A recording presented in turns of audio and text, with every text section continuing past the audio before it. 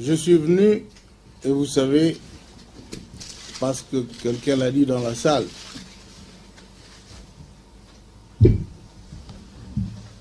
que notre diplomatie, qui est une diplomatie maintenant de combat, nous a amenés ici pour expliquer justement à la communauté internationale, notamment ici en Belgique, les réalités de chez nous, qui sont le plus souvent totalement déformées.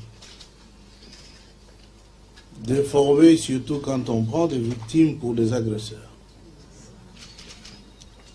Nous avons trouvé dans le milieu que nous avons eu à aborder, à côtoyer, à discuter de la problématique de l'agression, rébellion. Nous nous sommes rendus compte que le peuple congolais était, une fois encore, absent de préoccupation de ceux qui cherchent le droit humain. Son calvaire ne compte pas du tout. On se soucie des agresseurs, des tueurs, ces sanguinaires que tout le monde connaît. Et on dit, lorsqu'ils ont voulu se défendre à Kinshasa, on dit qu'ils n'ont pas le droit de se défendre, les Congolais. Parce que s'ils se défendent, ils tuent les Tutsis.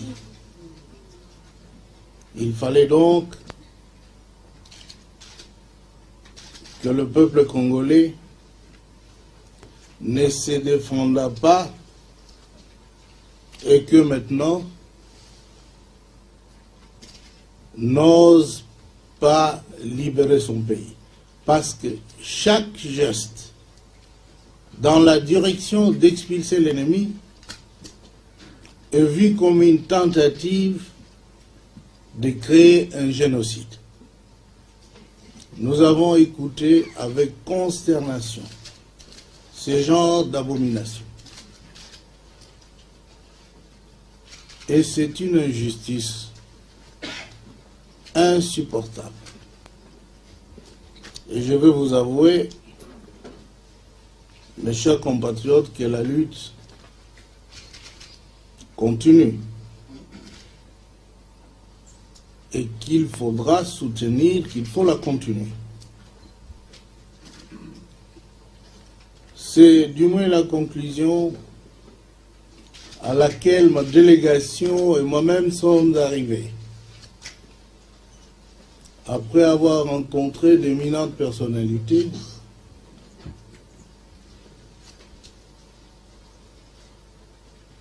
et nous nous sommes laissés dire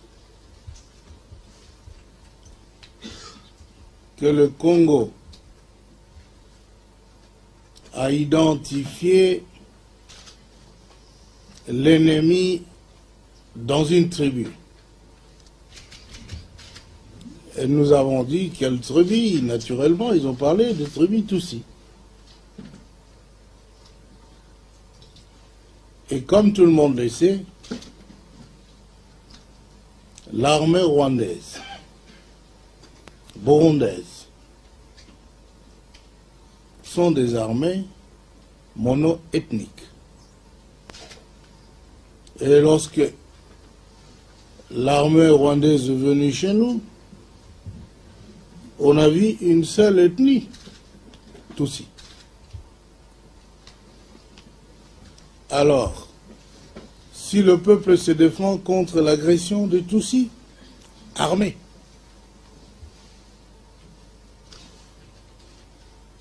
voyez-vous, que l'on dise on veut exterminer les Tutsis.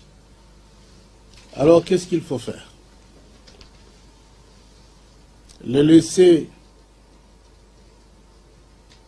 liquider le peuple congolais physiquement, les laisser nous asservir comme ils ont fait chez eux, avec la majorité Hutu. Quand est-ce qu'on fera une différence entre les Tutsis armés, qui est dans les forces armées, et l'agresseur Tutsi, qui vient toujours armé, qui n'a jamais laissé des armes chez eux, pour venir au Congo en balade, et pour dire que les Tutsis sont venus chez nous en villégiature, alors il ne faut pas les affronter. Vous avez un grand travail, vous, nos compatriotes ici, et je suis content que vous avez tous pris conscience du fait que, à travers vos discours, vous déplorez l'incompréhension de ceux qui ont la voix dans la communauté internationale.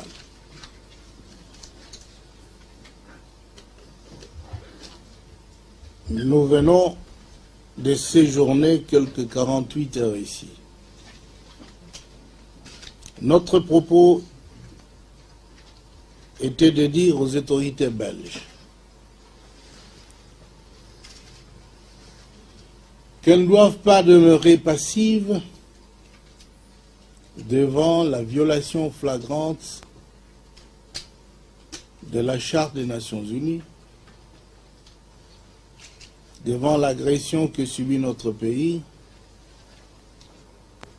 la menace de la perte de notre souveraineté, de notre indépendance,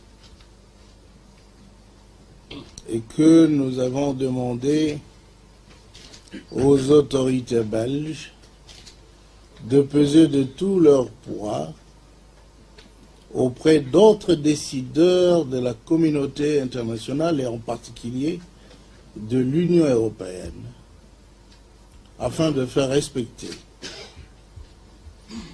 les droits du peuple congolais, d'exiger le retrait des troupes d'occupation de notre territoire. Nous avons informé à tous ceux que nous avons rencontrés qu'il ne faut pas confondre l'agression venue de l'extérieur et ce qu'ils appellent être la rébellion interne. Tout le monde sait que 3 semaines après que les agresseurs aient lancé leurs troupes contre notre territoire, ces envahisseurs parlaient encore moins de rebelles. Ce n'est qu'après qu'ils se soient rendus compte qu'ils ne peuvent pas renverser le gouvernement légitime du Congo après 3 semaines de résistance, qu'ils ont accouru à une tactique célèbre, vraiment ordinaire dans le monde politique, recruter beaucoup de farfelus un peu partout, et ils ont créé ce que maintenant on s'accorde à appeler une certaine rébellion.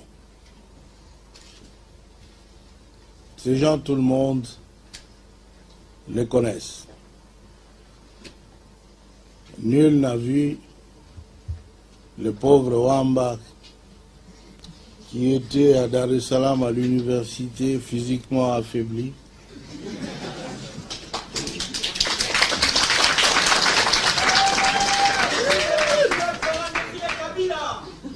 avoir la force de commander même 2 soldats. Personne ne l'a vu. Il n'y a jamais songé d'ailleurs. On a vu Zaïdi Ngoma, prisonnier pardonné, malade, l'UNESCO m'écrivant d'avoir pitié de cet homme, et je l'ai confié à mon directeur de cabinet ici présent et à l'autre pour qu'on l'accompagne à l'avion. N'est-ce pas, monsieur? Et tout cela dans une chaise roulante. Quelques jours après, ce monsieur est dit être un général, avoir une armée, et je ne pense pas qu'en France, on lui a donné une armée. Il n'avait pas d'armée en France, il n'en avait pas au Congo.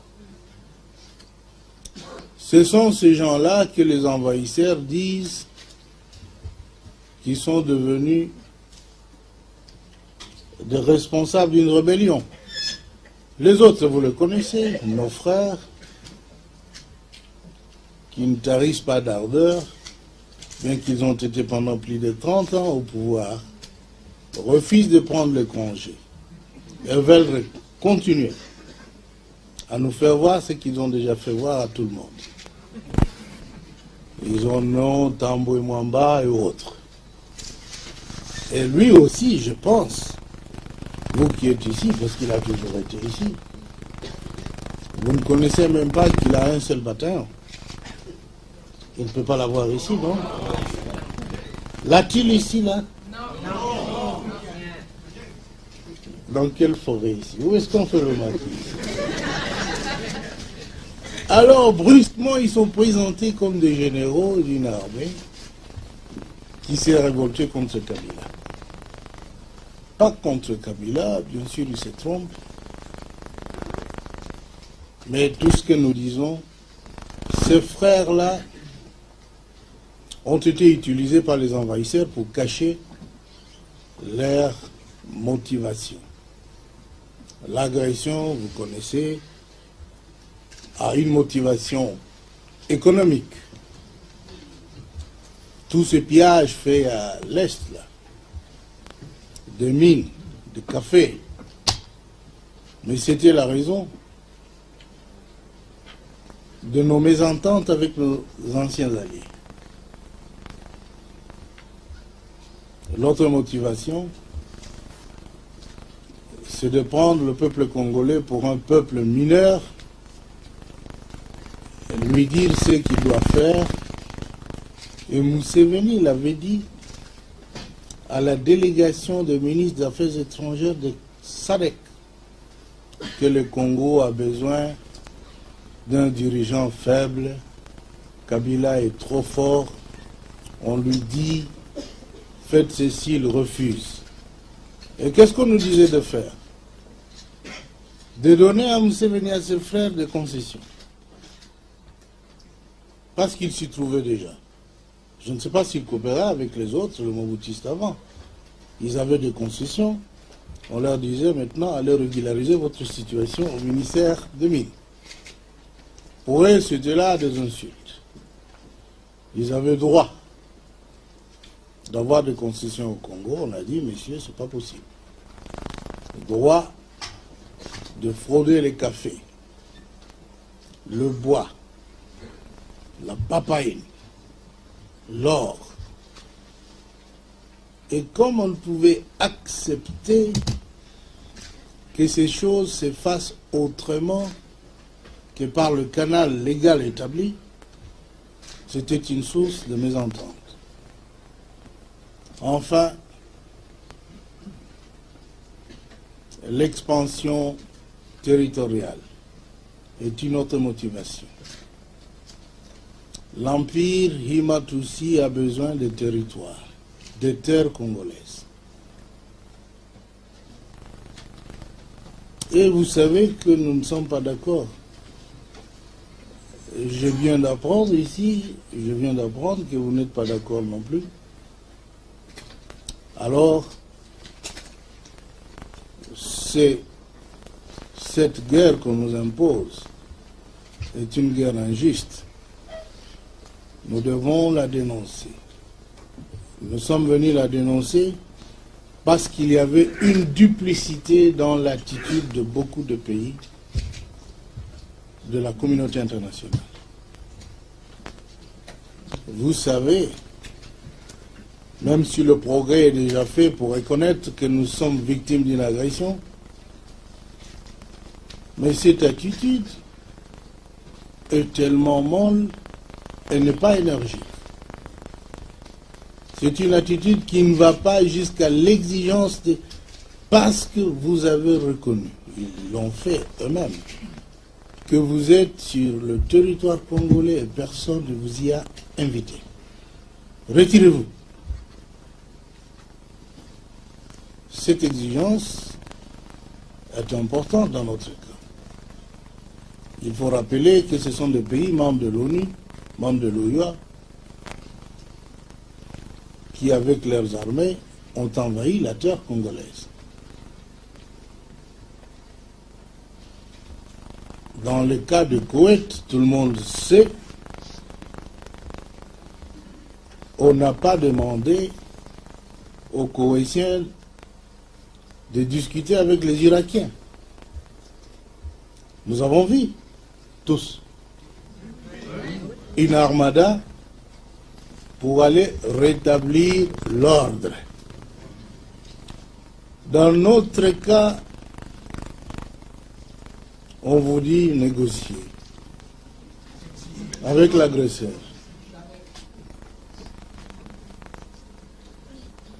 Tous les exemples qu'on a donnés, dire à une victime de quoi, dans le croc de crocodile, de négocier avec le crocodile qui veut le dépiécer, ce n'est quand même pas de l'indulgence de la communauté internationale.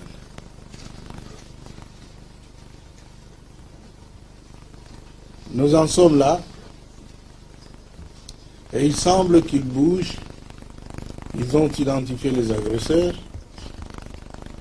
mais nous avons fait plus d'efforts encore pour qu'ils fassent la différence qualitative entre agresseurs et ceux qu'ils prétendent être des rebelles.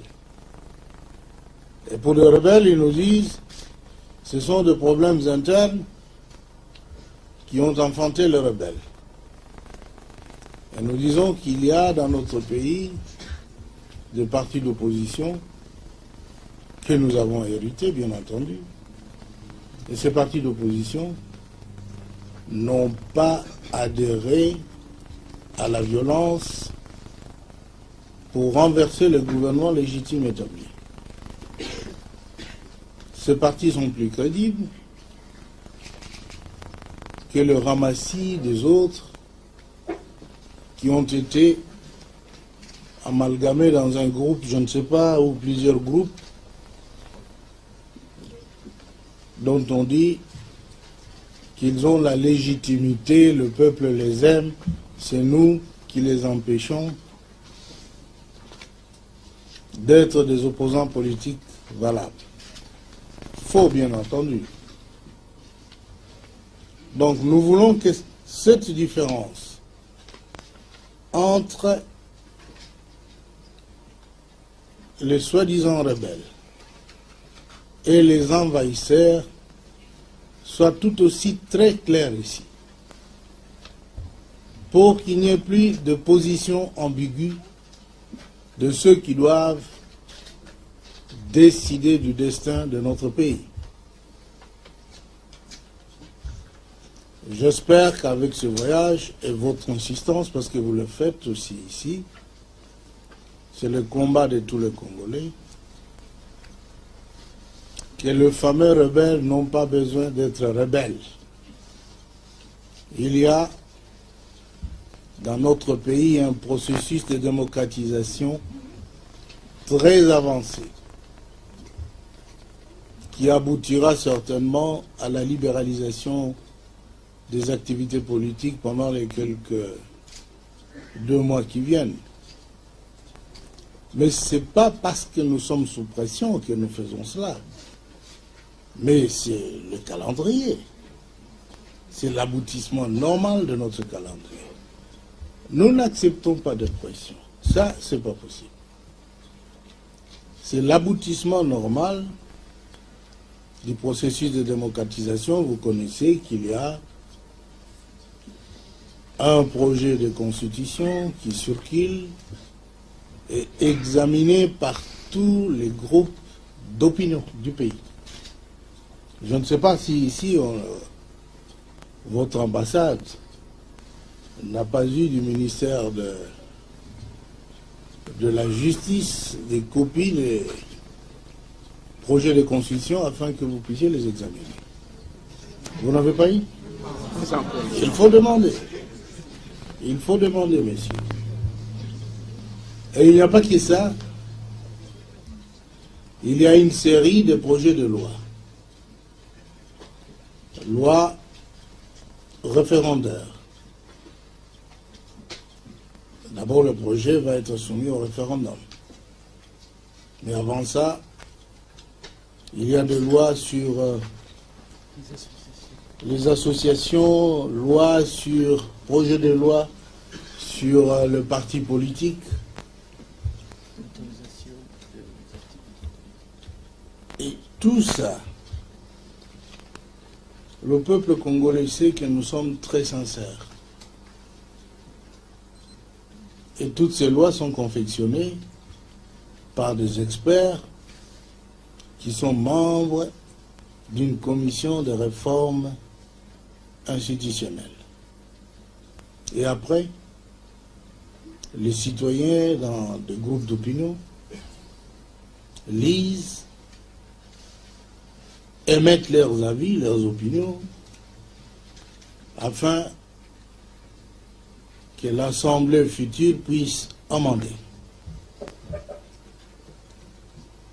Ces démarches sont très avancées. Mais il semble aussi que tous ces efforts faits par le gouvernement de salut public ne sont pas connus ici. On dit toujours qu'il faut associer, associer, associer. Et nous les avons dit. Partout où nous sommes passés. On associe qui? Associer ceux qui ont fait 30 ans, 35 ans au pouvoir, et pendant qu'ils avaient le pouvoir dans leurs mains, ils ont pendu les opposants, assassiné, torturé, et les autres n'avaient droit qu'à l'exil. Et ces gens, comme l'a dit récemment je vis ça sur l'internet, Monsieur Chester Kroka, qui était, vous le savez bien, grand conseiller, ami de Monsieur Mobutu, c'est lui-même qui l'a dit d'ailleurs,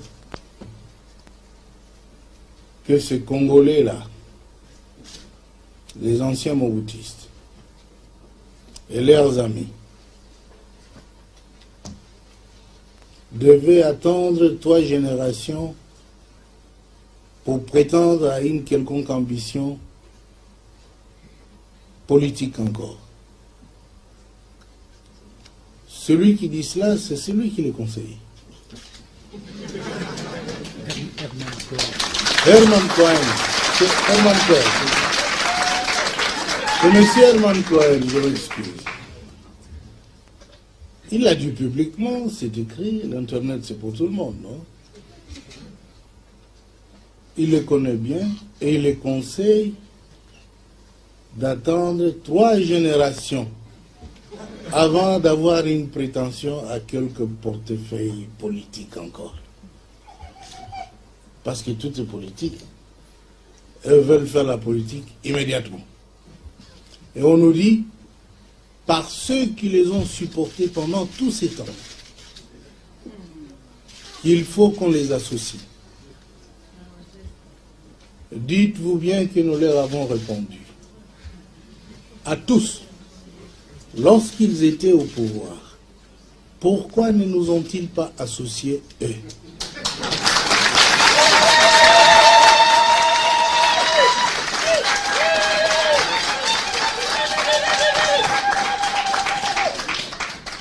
Il est vrai, personne ne peut répondre. Mais il répétait, il faut associer Mais associer qui et pourquoi? Nous, on les a donné un avantage. La liberté. Notre révolution est une révolution, pardon. Au lieu d'aller 3 mètres sous terre, au lieu de les prendre, de les exécuter, de les jeter en prison, ils sont libres à Kinshasa. Je ne veux même pas citer les noms parce qu'ils sont quartiers, non? Et en tout cas, ils ne nous ont pas associés. Nous ne voulons pas les associer parce qu'ils ont plongé notre pays dans la misère.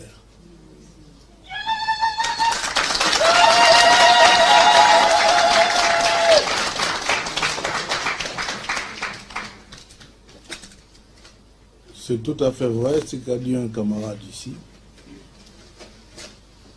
Quand le peuple a fait son choix, les forces extérieures ne sont pas satisfaites.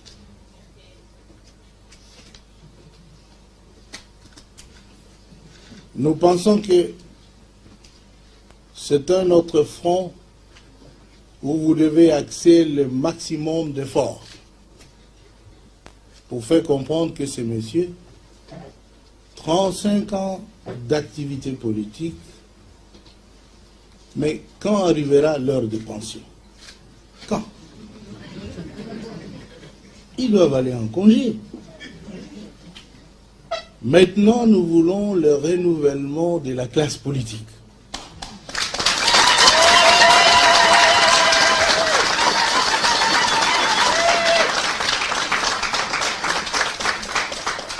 Il faut des personnes intègres, il faut des jeunes conscients de ce que le Congo doit être un pays moderne comme les autres, un pays qui s'est construit. Vous êtes bien en Belgique ici, les autoroutes, les lumières, les ceci. Alors que dans notre pays, tout riche qu'il est, dans l'arrière-pays, le paysan, toute sa richesse, c'est une machette, une roue et une natte. Il n'a pas de lit. Il a vécu comme ça pendant les 3 décennies du moutisme. Et ces messieurs l'ont isolé. Pas de route, pas d'infrastructure de communication avec l'arrière-pays, le monde du paysan. D'où la misère. Toute l'économie était de subsistance. Ils cultivaient pour se nourrir. Ils ne pouvaient pas vendre. Parce que le gouvernement, qui se sont succédés, et avec les 7 ans de transition ou avant, ne se sont pas occupés de reconstruire les routes, de relier les villages à un réseau routier qui les conduit dans des villes. Ils étaient abandonnés, oubliés. Il y a 2 semaines, lorsque le premier camion de forces armées congolaises sont arrivés à Lubao, l'ancien Saint-Thierry, les commandants qui sont là, notamment le commandant Sikatena, il me dit, Président, il y a vraiment une dégénérescence ici. Il y a des gens âgés de 27 ans qui n'ont jamais vu de véhicule passer ici. Et quand ils ont vu le premier véhicule de ces forces armées, ils disent, ah, c'est ça, les camions ou la voiture? On dit, non, ça sont des camionnettes. Voilà comment on peut punir son peuple. Et ce sont ces gens que l'on chérisse, qu'on veut nous voir associés à notre œuvre libératrice et de reconstruction. de nouveau. Et on ne parle que de cela. Faites-les oublier. Ici, chez eux, quand même, les gens vont en congé. Et pourquoi cela n'irait-il pas en congé?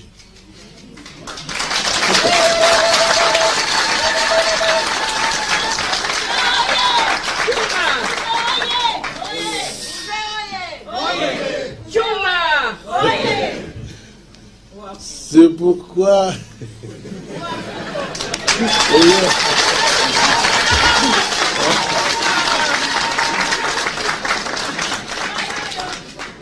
C'est pourquoi cette mission est essentielle pour dire des vérités.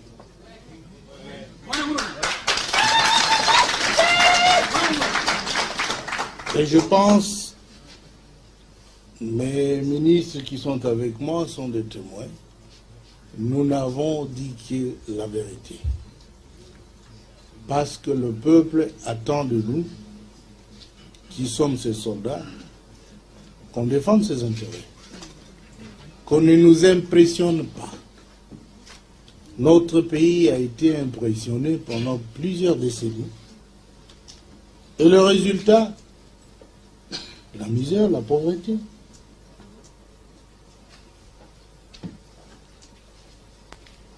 Cela fait partie d'ailleurs de ce qu'on appelle notre arrogance. Mais nous ne sommes pas si arrogants. Le peuple, comme disait l'autre ami, là, ne serait pas derrière nous si nous étions arrogants. Le peuple ne veut pas des gens arrogants. Il veut des gens qui font partie de lui. Nous, nous sommes partie du peuple.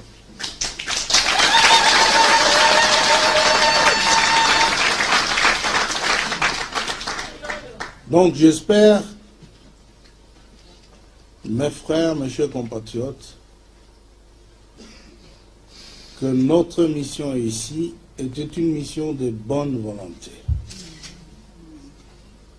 De dire à nos amis et beaucoup de frères belges qui connaissent notre pays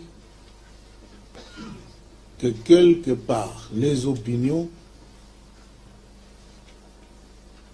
que nous entendons ici sont complètement perverses. Elles n'ont rien de vérité.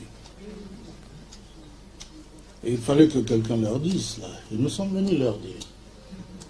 Au plus grand. Au plus grand.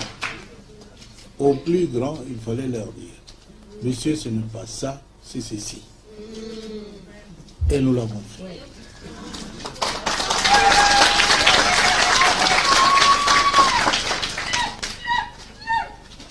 Nous ne sommes pas antidémocratiques, parce qu'on nous disait, alors, faites un gouvernement d'union nationale. Nous avons dit, notre pays a connu pas mal de gouvernements d'union nationale, non? Même de large union nationale.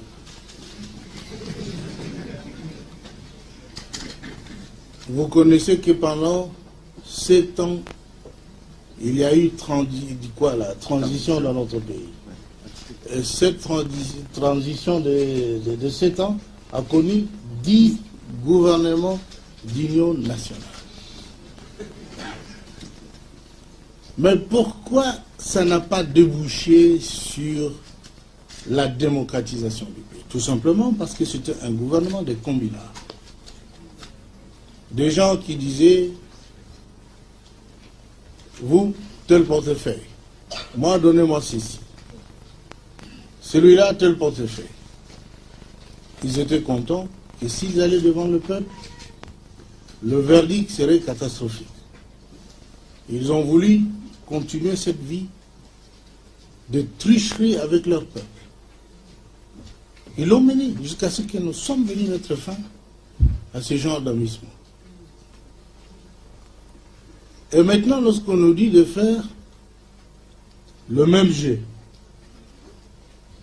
nous avons été côtoyés, parce que moi j'ai vu tout ce monde, j'ai vu M. Popoliko, j'ai vu M. Tshisekedi, j'ai vu Que n'a-t-on pas dit? D'autres sont venus dire, d'abord, les missions diplomatiques des pays occidentaux chez nous. Pas ceux qui dirigent notre pays. Il dit, si vous mettez tel là-bas, si ce serait crédible, l'Occident pourra donner de l'assistance, etc. Nous disons, ah, ça c'est très bien. Mais mettre qui? Tel, monsieur. Je parlais avec ce monsieur. Ce qu'ils m'ont proposé, c'est que, Président, vous êtes si pressé. Vous êtes tellement pressé pour aller vers les élections. Si vous prenez tel, mais c'est fini. Vous aurez encore 5 ans de transition. Mais 5 ans de transition, président, faites ça. 5 ans de transition, notre peuple a besoin des élections. A besoin de faire respecter qu'il est la source de légitimation du pouvoir. C'est-à-dire que c'est par les urnes que vous aurez le mandat.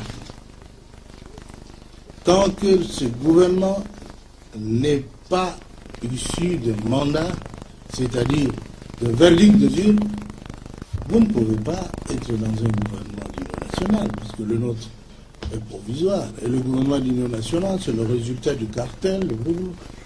Celui-là, 2%, 4, 5, et puis, mais tous, vous avez les mandats. Vous connaissez l'histoire, vous êtes intellectuels. Le premier gouvernement de Lumumba, ça a été ça. Un gouvernement d'union nationale. Mais tous avaient le mandat. Ils étaient élus. Quand on n'a pas de mandat, on veut faire un gouvernement soi-disant d'union nationale. Ce sont des combinards qui se trouvent autour d'une table, qui ont peur de leur propre peuple et qui veulent assumer le destin du pays sans mandat du peuple. Et quand on nous propose d'accepter un tel gouvernement pour que nous puissions aller encore pendant 5 ans comme président moboutisé, parce que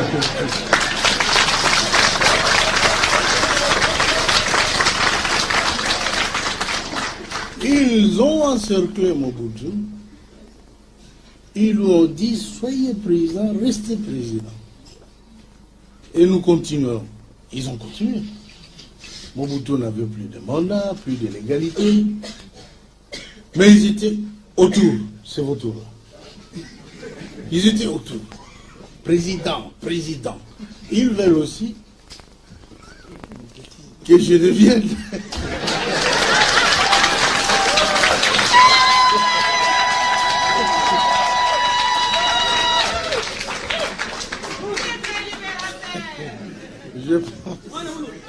Je pense qu'ils n'ont absolument pas de chance, parce que ce que nous faisons, nous avons une mission de démocratiser notre pays. Nous ne sommes pas malades de présidentiables. Nous ne sommes pas ça. Nous avons une mission, les institutions démocratiques sont là et on y travaille très sérieusement. Mais vous voyez qu'ils ne veulent pas croire à ça. Sauf si ce monsieur-là était présent. Nous avons beau nous expliquer. Où avez-vous en Afrique des gens qui prennent les armes, qui s'accaparent du gouvernement du pays, et qui, au bout de 2 ans, ils vous disent les élections pour tout le monde, en toute liberté, en toute transparence. Donc, vous voyez, Museveni, 10 ans, les Kagame, 5 ans, les Bouyoya, et ailleurs. Ils ne parlent même pas de démocratie. Mais chez nous, et vous vous souvenez, quand il n'y avait que 2 mois, l'un des arguments pour nous clouer le bec, c'était vous êtes dictateur. Si vous n'êtes pas allé aux élections dans 2 mois. Et quand on a rétorqué qu'ils étaient là pendant 7 ans, vous n'avez pas dit cela. Et que l'autre a fait 3 décennies. Vous l'avez toujours ménagé, graissé le pâte, donné le tout. Mais jamais vous n'avez dit d'aller vers les élections. Et nous, dans 2 mois, et vous dites que le pays a été ravagé, parce qu'il disait celui qui va prendre la place de Mobutu, la fin de Mobutu, sera suivi d'un déluge. Tout le monde le sait. Alors, nous venons, 2 mois après, aller aux élections. Et comment peut-on faire de telles choses? Maintenant que nous avons dit 24 mois, ils estiment que c'est très long. Et lorsque leurs amis viennent nous dire, 2 ans, vous voulez aller aux élections? Non, donnez-nous de place et vous ferez 5 ans. Nous disons, voilà. C'est ce qu'ils veulent. C'est ce qu'ils veulent. Ils veulent toujours être dans le gouvernement pour produire je ne sais quel miracle. Nous avons cette situation chez nous, mais tenons bon. Nous sommes une fois encore sur la bonne voie. Nous avons raison. La raison est de notre côté. Et quand je parle ça, ils disent qu'ils ne vont pas délier les bourses. Je ne sais pas qu'est-ce qu'il faut faire maintenant. Si on ne délie pas la bourse, parce qu'on ne veut pas entendre la vérité, nous nous remettons à notre peuple. Il ne faut pas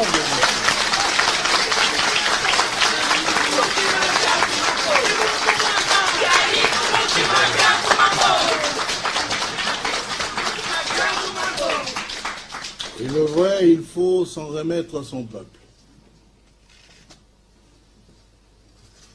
Parce que lorsque nous avons dit 2 ans, nous étions de très bonne foi.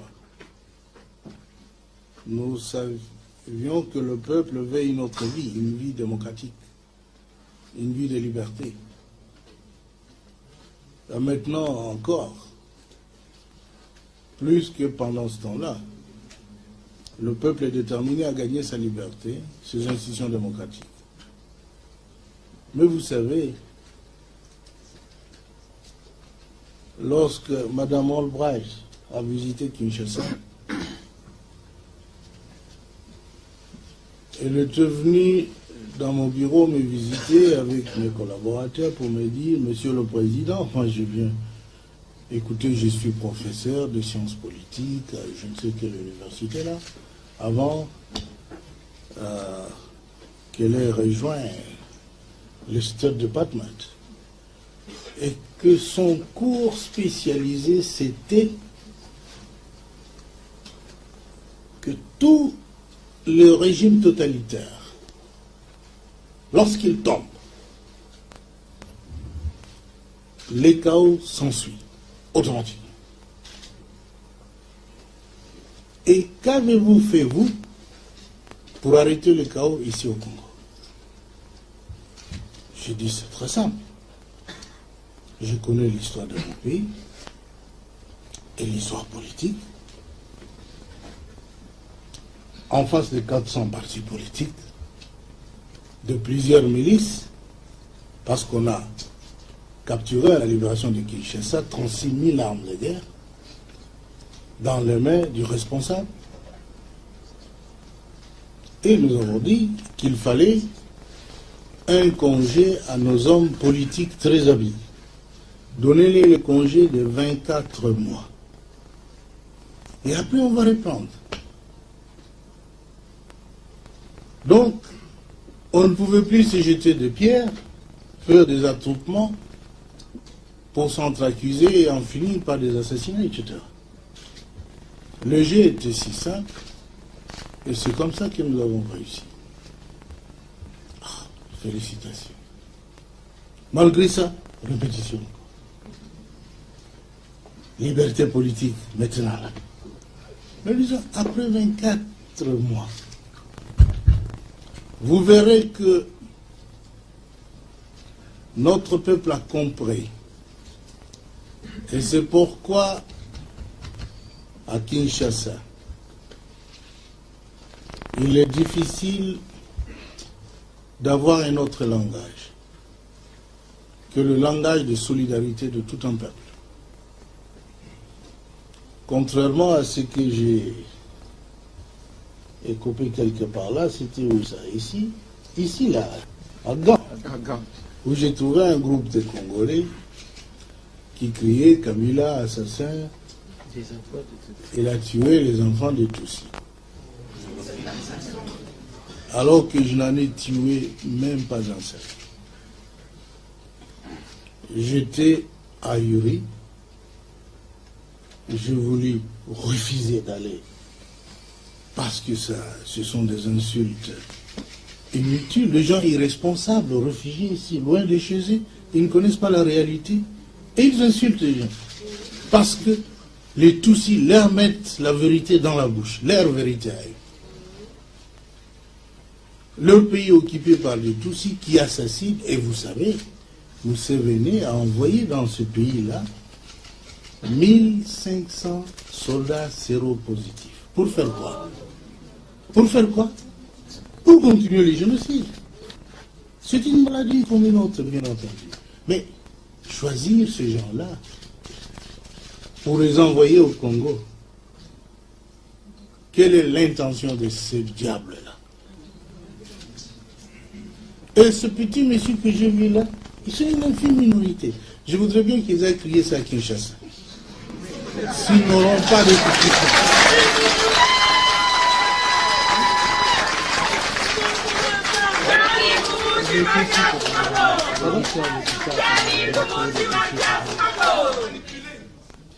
Et s'ils ne savent pas, parce qu'il y a de télévision, on a vu le dimanche passé l'ambassadeur de Belgique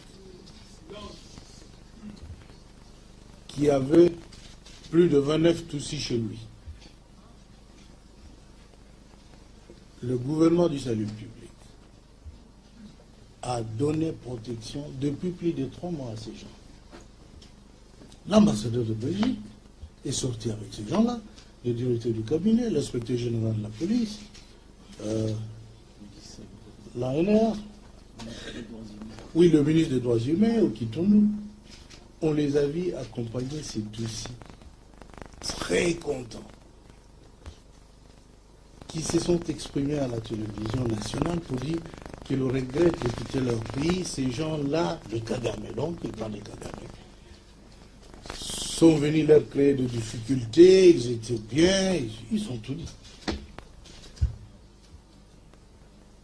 Maintenant que je vous parle, les Tutsis sont en train d'être nourris par nos soldats à Kinshasa.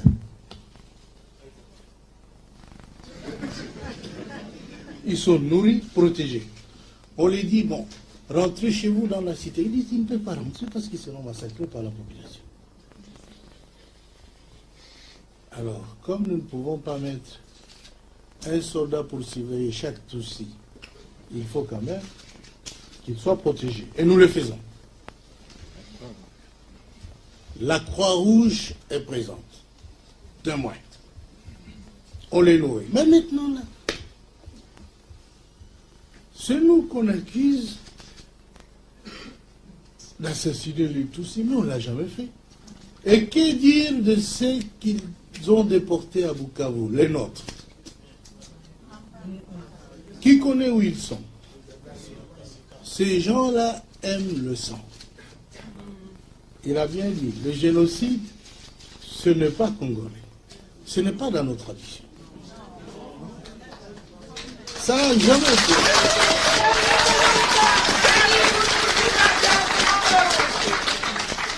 Ça n'a jamais été notre tradition.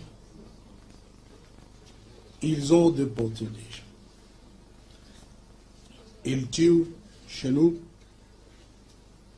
quand le Saint-Siège a appris qu'on a assassiné des chrétiens dans l'église de Kassika avec le poids-là, on en a parlé dans le monde.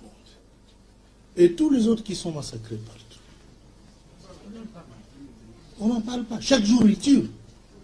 Ils ont la haine du Congolais. Qui en parle? Qu'avons-nous fait au monde, et surtout au monde occidental, pour être ici aînés?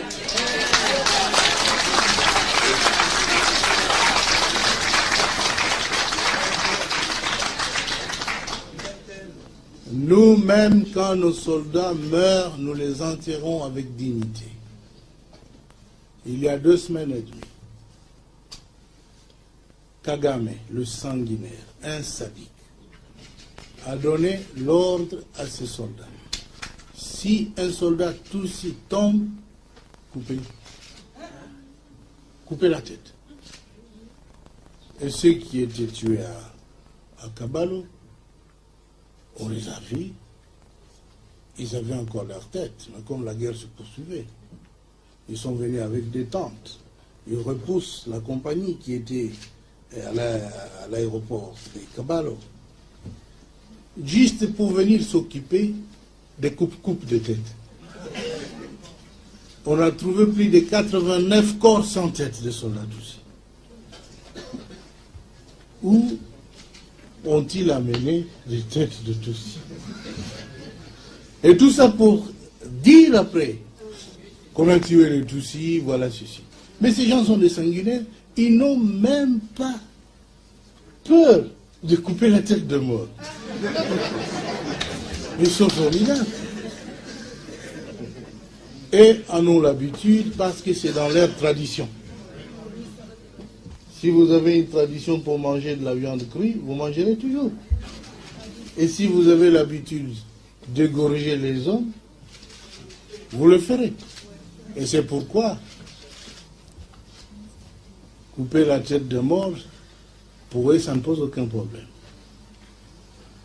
Nous avons en face ce genre de personnes. Donc, j'espère que vous suivez ce qui se passe au Bénin. La résistance est là. Que vous soyez dit qui vous, de manière, la résistance est nationale. Mais je vous ai dit ici, vous devez lutter, vous Congolais. Parce qu'en résistant, si vous contre-attaquez, on vous dit, vous voulez faire le génocide. Mais qu'est-ce qu'il faut faire alors? Il faut laisser les Tutsis dans notre pays. C'est ce qu'ils disent. Qu'on veut commettre des génocides en prévision de la réponse musclée de notre peuple à l'agression. Ils disent, ils préparent les génocides. À un certain moment, ils disaient, nous sommes des génocidaires. Tantôt, ils disent, ils préparent des génocides, ils sont venus pour empêcher les génocides. Donc, le génocide n'a pas encore commencé. Et en même temps, nous sommes génocidaires. Nous ne sommes génocidaires de personne. Et nous ne laisserons jamais. Mais on ne va pas laisser des étrangers venir occuper le pays d'autrui. Et si on veut le repousser, on devient génocidaire. Qu'est-ce que cela signifie? On veut faire de nous ce qu'on a fait des Hutus chez eux. Tous les Hutus, femmes, enfants, vieillards, on les appelle génocidaires. Tout un peuple, 85% de la population rwandaise Hutu ne sont que des génocidaires. Et la communauté internationale est là. Calme. Et si nous appelons les soldats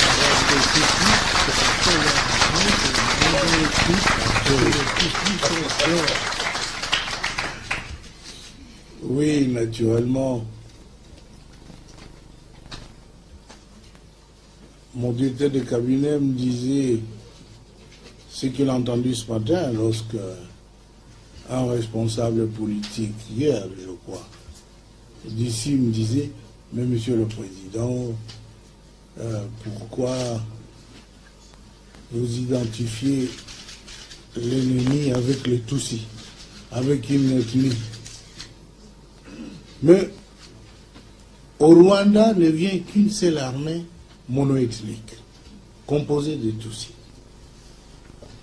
Comment allez-vous les appeler?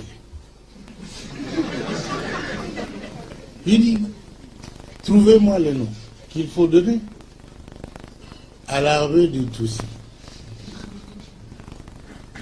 Il n'a pas eu de réponse.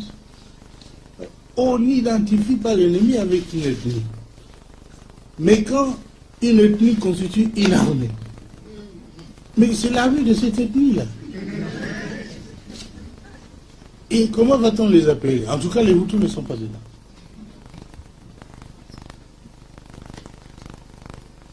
Vous voyez, les Hutus sont victimes d'une injustice. Ils ne sont pas tous génocidaires. Et nous, on les a vus massacrés à l'Équateur. Quand on a dit à Kagame, stop. Il ne faut pas. Il a cru que nous avons viré les alliances.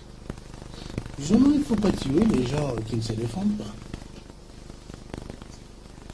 Le Congo doit avoir sa conscience tranquille. Nous voulons bâtir notre pays. Il est en retard de développement, tout le monde le sait. Nous n'avons pas le temps de nous occuper des affaires de Rwandais. Nous n'irons pas là-bas. Allez chercher quoi? Qu'est-ce qu'on va chercher là-bas?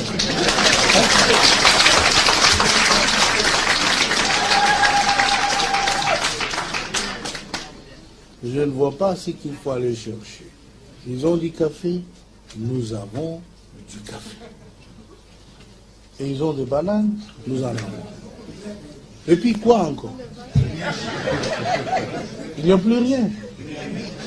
C'est que les Congolais ne peuvent pas aller massacrer les gens sans motif. Mais le malheur est que nous sommes trop unis. À part tout cela, vous avez encore de l'or, diamant, ceci, manganèse, uranium. C'est plein. C'est pourquoi vous êtes convoités et ils viennent vous entrer dedans. Mais le contraire n'est pas possible. Le contraire, c'est pas possible. Vous voyez, vous? Je ne pense pas. Je ne nous vois pas aller faire les aventures inutiles ailleurs. Nous sommes assez occupés chez nous et nous avons assez de choses à faire. Donc, mes amis, je ne vous ai certainement pas tout dit. Le temps me presse, mais je suis très heureux. Restons unis. On va faire de ce Congo un grand pays démocratique, un pays prospère.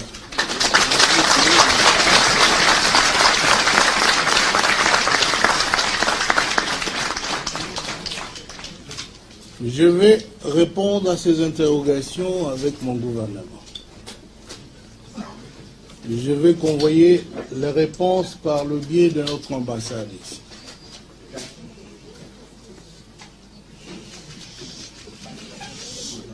Je sais qu'il est difficile de vous donner satisfaction dans le menu détail évoqué. C'est extrêmement difficile, le temps est si court. Et puis je n'aime pas de réponse évasive. Restez vigilants, criez fort que vous êtes victime d'une injustice et que la communauté internationale doit la réparer.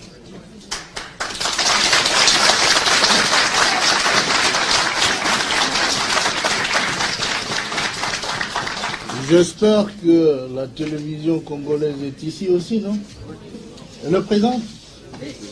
Bon, le message, vos messages seront répercutés au pays. on les entendra. Et parce que nous avons besoin de cette unité, demeurer solidaires face à nos ennemis, grands et petits. La raison est de notre côté. Et puis nous avons un pays riche. S'il n'y a pas de guerre, vous avez vu, quand on a commencé la reconstruction, on a nettoyé Kinshasa et autres avec l'argent de chez nous. Et nous continuerons à faire ces choses-là.